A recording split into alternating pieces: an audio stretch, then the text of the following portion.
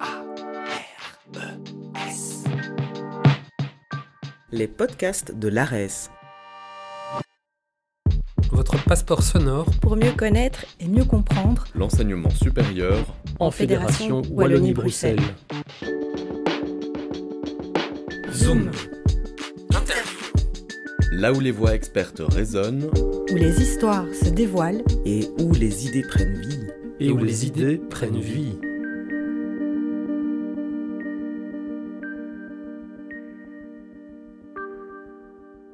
Bonjour et bienvenue dans ce nouvel épisode des podcasts de l'ARES. Aujourd'hui, nous recevons Esther Feza Borozima, titulaire d'un master en sciences politiques et désormais assistante d'enseignement à l'Université officielle de Bukavu. En parallèle, elle poursuit un doctorat à l'Université de Mons et est également lauréate du 3e prix ex-aequo de la recherche du comité Femmes et Sciences. Cette distinction met en lumière des recherches menées dans les universités de la Fédération Wallonie-Bruxelles qui intègrent des questions de genre et d'égalité des sexes, avec pour thématique cette année genre et conflits armés. Sa recherche primée, en collaboration avec Anouarité Bachizi, explore les implications infrapolitiques des femmes dans les groupes armés en République démocratique du Congo. Bonne écoute! Et pour commencer, comment l'infrapolitique des femmes combattantes redéfinit-elle les rapports de pouvoir dans les conflits armés ? Alors, pour commencer, il faudrait d'abord comprendre qu'est-ce que c'est l'infrapolitique. Alors, on définit l'infrapolitique à partir de la perspective de James Scott, qui la présente comme un ensemble de mécanismes d'action. Et moi, je dirais dans ce cadre de conflits armés, des négociations souterraines qui constituent l'essentiel de la vie politique des subalternes, disons, de femmes dans ces contextes. Alors, pour déterminer leur infrapolitique, ces femmes ex-combattantes dans le groupe armé, il est d'abord crucial de comprendre aussi comment est constitué le groupe armé. C'est vraiment une structure ancrée sur le patriarcat. Et dans ces contextes, ces femmes ex-combattantes, on pourrait croire qu'elles pourraient être soumises à ces systèmes patriarcaux, mais les motivations qui les poussent à intégrer ces groupes armés, c'est souvent pour se libérer des carcans patriarcaux. À intégrer dans les groupes armés, dans le même système patriarcal, elles essaient de négocier, n'est-ce pas, leur capacité d'action dans ce sens. Elles essaient de négocier leur capacité d'action dans la mesure où elles sont à la fois dans la vie civile et en même temps dans la vie armée. Du moment où elles n'arrivent pas à passer par les processus légaux des démobilisations et réinsertions, elles peuvent naviguer facilement dans la vie civile et dans la vie armée militaire. Un petit exemple, une femme avec laquelle on a discuté parce qu'on va souvent dans les camps des déplacés. Il y a beaucoup de camps dans les environs de la ville de Goma, c'est à l'est de la RDC. Elle a été dans plus de 3 groupes armés. Elle a été premièrement vers les années 2007-2008 dans un groupe armé Pareco. C'est un groupe armé de patriotes, il s'appelle Patriotes de la coalition de la résistance. Elle a pu s'autodémobiliser parce qu'elle n'est pas passée par les processus de démobilisation, parce que ça exige d'avoir une arme pour passer par la démobilisation. C'est qu'elle passe directement à la vie civile comme elle le veut, et le danger, c'est qu'elle soit capturée et emprisonnée parce qu'elle n'a pas de carte de démobilisation. Et facilement, elle se remobilise parce qu'elle retrouve les mêmes carcans patriarcaux au sein de sa structure familiale. Et du coup, elle revient à la vie armée. Et c'est dans cette navigation entre ces espaces qu'elle arrive à comprendre quels sont les moyens les plus subtils pour négocier, n'est-ce pas, sa capacité d'action dans ces structures des groupes armés. Elle nous explique que quand elle était dans le groupe armé Pareco en 2007-2008, elle ne faisait que des activités de simple cuisinière, des activités, je pourrais dire, normales, assignées aux femmes dans les groupes armés. Mais après, quand elle a pu comprendre comment fonctionnent réellement les groupes armés, après sa remobilisation dans un autre groupe armé, là, dans les années 2011, avec un groupe armé à obédience Hutu, des Nyatura, ça veut dire ceux qui sont forts, elle a pu renégocier parce que les Nyatura sont venus de Pareco en soi. Les Pareco ont été démobilisés vers 2008-2009 et après, ceux qui n'ont pas pu se démobiliser ont formé le groupe Nyatura. Et là, elle a compris comment elle pouvait négocier. Elle est devenue commandante juste après les seigneurs de guerre. Elle nous a dit que c'était elle. Et elle pouvait demander à ce qu'on puisse ériger 2 barrières par-ci, par-là. Et là, elle devient autonome. Et pour elle, c'est une façon de se libérer. Elle n'a pas utilisé d'armes. En quoi la participation des femmes aux groupes armés représente-t-elle une triple transgression ? Quel impact cela a-t-il sur leur pouvoir et leur place dans le conflit ? c'est vraiment intéressant. La question de la transgression que la participation de femmes implique dans ces contextes, c'est vraiment avoir à situer à 3 niveaux. Déjà, la participation de femmes, moi je parle vraiment de la participation parce que ce n'est pas un recrutement forcé. Disons, les femmes avec lesquelles je me suis entretenue n'ont pas été forcées à intégrer les groupes armés, selon le récit qu'ils ont pu me raconter. À ces niveaux, il y a 3 niveaux de transgression. Premièrement, sur le plan légal. Déjà, on sait que c'est l'État qui détient les monopoles de violence légitimes. Et participer à des mouvements de violence insurrectionnelle, des rébellions, c'est déjà une activité illégale parce qu'on pourra utiliser la violence contre les populations civiles. C'est ce qui est connu. Alors quand la femme participe à ces mouvements de violence illégaux, là je ne dirais pas illégitime parce que ces groupes armés en soi, quand on pourra faire des analyses concrètes, on verra que ces groupes armés ont une certaine légitimité au sein de leur communauté parce qu'ils ont des ancrages communautaires, ce qui facilite aussi ces retours circulaires. Alors là, ils participent à une violence qui est illégale. C'est la première transgression. Et c'est pourquoi vous verrez que je vous ai dit que je vais souvent en prison pour chercher certaines qui ont été capturées par l'armée nationale parce qu'elles ne détenaient pas de carte de démobilisation, alors qu'on sait au sein de leur communauté qu'elles sont parties, on dit souvent, dans la brousse. Quand on dit qu'elle est partie dans la brousse, c'est qu'elle a intégré un groupe armé. Voilà. Et la deuxième transgression, c'est sur le plan social. Comment est-ce que nos sociétés ont été construites? C'est vraiment de schémas patriarcaux. Et intégrer les groupes armés, et ça va de soi aussi pour la troisième transgression sur les plans sexuels. On est femme dans une communauté, dans une structure qui est la famille, et on a des tâches qui sont assignées aux femmes et des tâches qui sont assignées aux hommes. Et comme on l'a souligné un peu plus tôt, faire la violence, c'est stéréotypiquement assigné aux hommes parce que la violence est toujours liée à la masculinité au sein de nos structures, que ce soit familiales ou au sein des institutions. Et dans les groupes armés, c'est la même chose. Alors quand une femme essaie de faire une tâche qui est assignée aux hommes, du coup au sein de la société, sur les plans sociaux et au sein même, disons, du sexe, le genre, là, elle l'a déjà transgressé. Alors, ces 3 types de transgressions permettent à ces femmes, je pourrais dire qu'elles essaient de jouer sur leur subjectivation, mais aussi sur les rapports qu'elles ont face à elles-mêmes. Du moment où elles peuvent trouver une certaine liberté, une certaine autonomie au sein de groupes armés, elles arrivent à découvrir un nouveau rapport à elles-mêmes. Et surtout, ces femmes que nous avons pu rencontrer dans les prisons, elles te disent, moi je ne voulais pas quitter les groupes armés. C'est vrai qu'il y a certaines qui influencent les seigneurs de guerre à déposer les armes, il y en a parmi les ex-combattantes. Mais il y a d'autres qui ont trouvé vraiment refuge dans les groupes armés et qui ne veulent pas quitter dans le groupe armé. C'est pour ça qu'elles sont capturées. Et quand elles trouvent cette autonomie, elles redécouvrent un nouveau rapport à elles-mêmes. Elles construisent des nouvelles subjectivités. Et c'est vraiment très intéressant.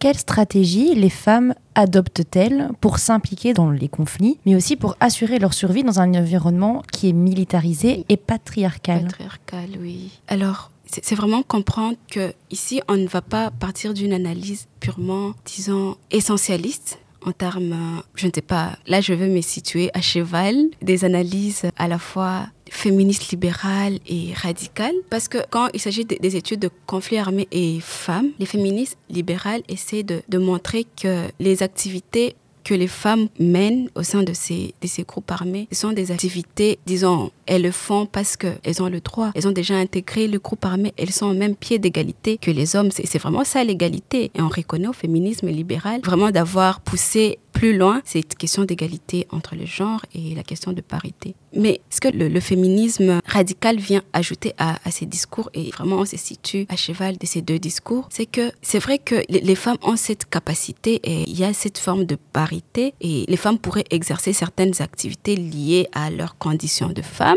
Mais les activités qu'elles mettent en œuvre, les femmes, c'est vraiment des activités qu'elles ont pu construire sur la longue durée. C'est vraiment axé sur une dynamique socio-historique. Par exemple, les activités qu'elles mènent, on a pu les exposer, ce sont des activités d'espionnage. Quand on a rencontré ces femmes, la méthodologie qu'on a pu employer, c'est retracer leur parcours biographique à travers de récits de vie. Alors, il fallait comprendre ce que les femmes faisaient avant d'intégrer les groupes armés et ce qu'elles ont fait pendant les groupes armés. Et pour celles qui sont démobilisées, qui sont passés par les processus légaux de démobilisation, qu'est-ce qu'ils ont fait après? Elles vont te dire ce qu'ils faisaient avant d'intégrer les groupes armés. Voilà, on était cultivatrices dans le champ. J'étais mariée et puis il y a une qui m'a dit, je vous donne l'histoire pour comprendre le contexte. Elle nous dit, ce sont souvent des groupes armés qui opèrent dans des territoires des milieux reculés en soi, et là il n'y a que des activités champêtres, l'élevage et tout, et elle faisait cette activité de champ. À un moment elle avait autour de, disons, 20 ans, elle s'est mariée à un homme,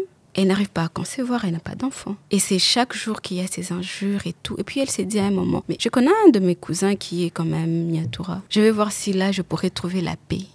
Elle est partie. Elle faisait quoi? Elle était agricultrice, elle cultivait le manioc, il y a aussi souvent les haricots, les pommes de terre. Mais en arrivant dans les groupes armés, elles arrivent à se socialiser à d'autres activités, d'autres pratiques qu'elles n'avaient pas avant. Par exemple, l'espionnage. Elles font l'opération de ravitaillement qu'elle appelle l'opération Ravi. Ça veut dire qu'il faudrait créer des relations avec des communautés voisines environnantes. Comment faire pour aller auprès d'une personne que tu ne connais pas pour créer la confiance? Déjà que pour nous, les chercheurs, c'est un peu compliqué de créer cette relation de confiance. Mais imaginez qu'on soit dans un contexte où on est dans un environnement où on sait qu'il y a un groupe armé quelque part. On doit être méfiant, mais ces femmes arrivent à créer cette confiance avec ces populations pour essayer de faire l'espionnage. Ce sont elles qui préviennent leur mari. Voilà, il y a un groupe armé ennemi qui pourrait venir à tel moment vous attaquer. Là, on peut changer de camp. Ainsi de suite. Ça, c'est par exemple pour l'activité d'espionnage. Ça soit aussi pour l'activité de ravitaillement. Parce que vous savez, ce ne sont pas des groupes armés légaux, légitimes. Et le financement, il est un peu compliqué, que ce soit pour les ravitaillements en denrées alimentaires, les ravitaillements en munitions, les ravitaillements en denrées sanitaires, matériels, voilà.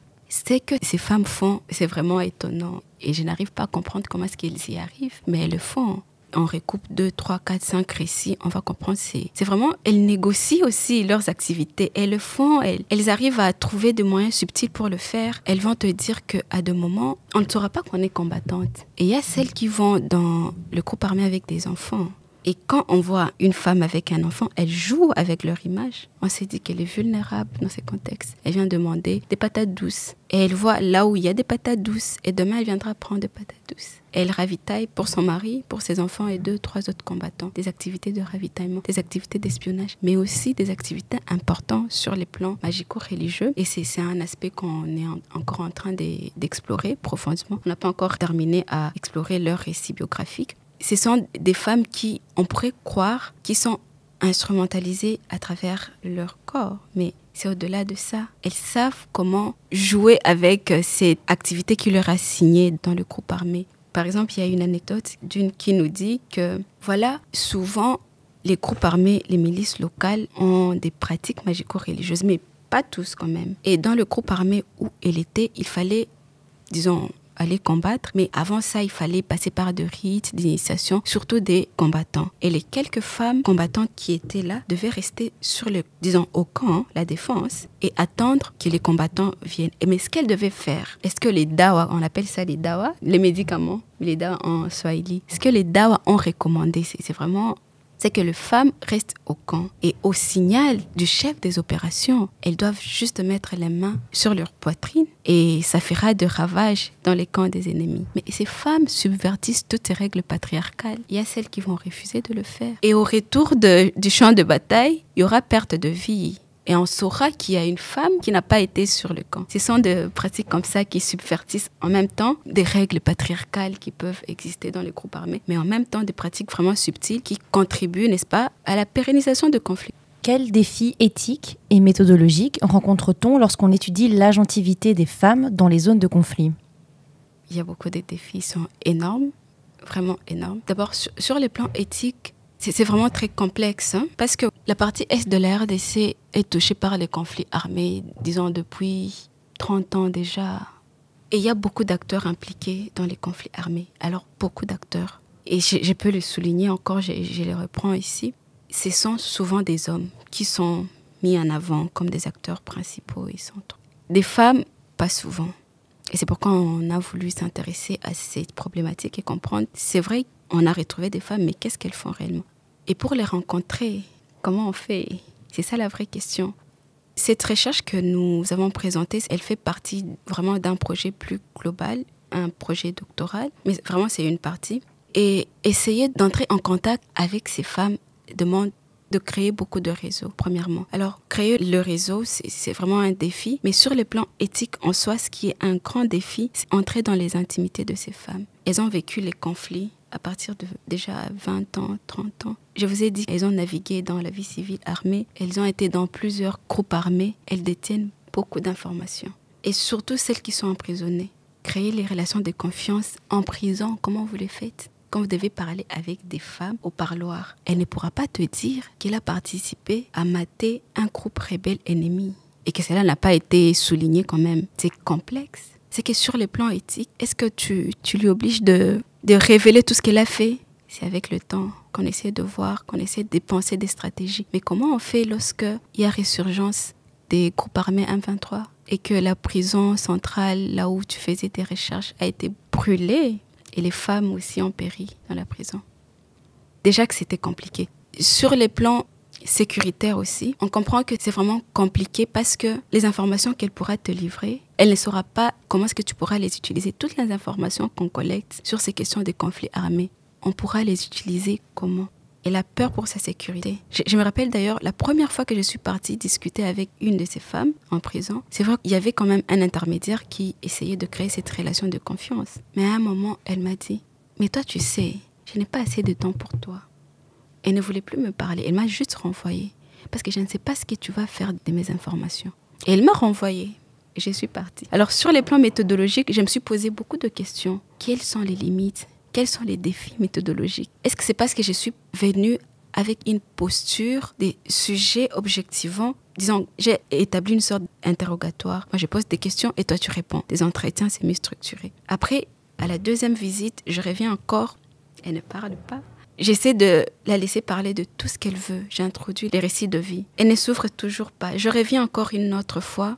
Là, j'essaie d'introduire un récit de soi et de la mettre dans une situation d'entre-soi féminin pour voir si elle pourrait essayer de me parler un peu. Et là, elle essaie de s'ouvrir. Mais ce sont vraiment des défis méthodologiques et éthiques qu'on essaie de construire au fur et à mesure qu'on entre en contact avec ces femmes, qu'on échange et pas établir l'interrogatoire. Et pour finir, quel impact ce prix pourrait-il avoir sur la reconnaissance du rôle des femmes dans les conflits armés et sur vos recherches futures ?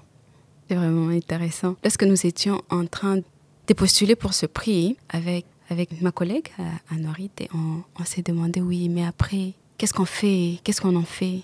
Que ça sera pour nous, ça sera pour les recherches. Ça. On s'est dit, au premier moment, c'est vrai qu'il y a, comme je vous l'ai dit, ce projet fait partie d'un projet doctoral et il y a une bourse ARES qui prend en charge ces projets doctoraux, mais elle n'est pas en soi complète. Alors, en voyant l'appel de ces prix, on s'est dit que ça pourrait être intéressant pour compléter les recherches scientifiques sur terrain. Mais après ce que je viens de vous raconter, c'est vrai qu'on va sur terrain, on essaie de discuter avec les femmes, mais les M23, la guerre reprend. Nous, on doit quitter le terrain, on fuit notre pays. Disons, c'est notre pays, on doit fuir. On laisse en même temps nos enquêtés sur terrain. On est en train de parler de leur récit de vie ici, à Bruxelles, mais ils sont restés à Goma dans la guerre. Je n'arrive même pas à entrer en contact avec ces femmes qui ont été en prison parce que beaucoup ont été brûlées. Elles sont mortes. Il y avait 5 femmes avec lesquelles j'ai discuté en prison. Et il n'y a qu'une seule qui a pu me contacter parce que déjà à la base, elle n'avait pas de téléphone. Et j'ai discuté avec elle à travers un intermédiaire qui était aussi en prison. Et quand j'étais dans ce processus de rentrer ici, de quitter le terrain en cascade en plus, il y a un numéro qui m'appelle. Et c'est la femme, une des femmes qui était emprisonnée. Déjà, je vous ai expliqué que les groupes armés fonctionnent dans des territoires un peu plus reculés. Et elle a été amenée dans ces contextes parce qu'elle a été capturée et amenée à Goma. C'est qu'elle n'a pas de famille à Goma, dans la ville. Et j'étais la seule personne qu'elle a pu contacter. Elle crie au secours. « Esther, Esther, est-ce que tu peux venir me prendre ?» Et la personne qui est au bout du téléphone lui dit « Elle va passer où? Sous les coups de balles. Est-ce que tu pourrais attendre un peu que la situation essaie de se stabiliser pour qu'elle vienne au moins te chercher ?» Et moi, je suis là. Qu'est-ce que je fais? Je suis en train de partir. J'arrive à Bruxelles. On me fait savoir qu'on a coupé la connexion à Goma. Je n'arrive plus à la joindre. Et quand la connexion est rétablie, elle est partie. Elle n'était plus chez la personne qui m'a contactée. Qu'est-ce que je fais? De mon enquêté qui a crié au secours. Parmi les autres enquêtés avec lesquels j'ai discuté qui sont dans les camps des réfugiés, les camps des déplacés sont devenus invivables. Toutes les bombes qui sont larguées finissent souvent dans les camps des déplacés. Ils vont se déplacer encore pour aller... C'est vraiment de la nécropolitique. Ils meurent 2 fois. Ils m'appellent quand même, on arrive à discuter. Ils me disent, qu'est-ce qu'on fait ? Est-ce qu'on peut venir même chez vous, garder votre, parcelle ? On ne va pas entrer dans la maison. Mais qu'est-ce qu'on fait ? Qu'est-ce que je fais ? C'est éthique de leur envoyer quelque chose, de l'argent. C'est à ça que ce prix a servi. C'est de l'humanisme aussi, la recherche. Il y a 2 ou 3 qui m'ont appelé. Ils me disent, j'ai de la farine et du sucre, mais j'ai pas de braise. Qu'est-ce que tu fais ? Ils m'ont écrit des messages sur WhatsApp pour peu encore qu'on n'ait pas pris leur téléphone. C'est à ça maintenant que ce prix a servi. On ne sait pas dans 4 ou 5 mois qu'est-ce qu'ils seront devenus. Mais quand même, ils ont bénéficié. Les enquêteurs ont bénéficié de ces prix. Moi, j'ai pensé qu'au début, ça pourrait m'aider pour les déplacements, la recherche et tout. Mais je ne suis pas sur le terrain. Mais eux ont continué leur vie. Mais comment, dans quelles conditions ? Très bien, merci d'avoir répondu à nos questions. Merci beaucoup.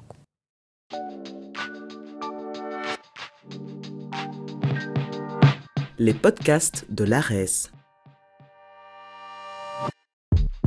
Merci d'avoir embarqué avec nous dans cet épisode du podcast de l'ARES. Retrouvez nos interviews, nos tables rondes et nos reportages sur votre plateforme de podcast. À bientôt Pour de nouvelles découvertes.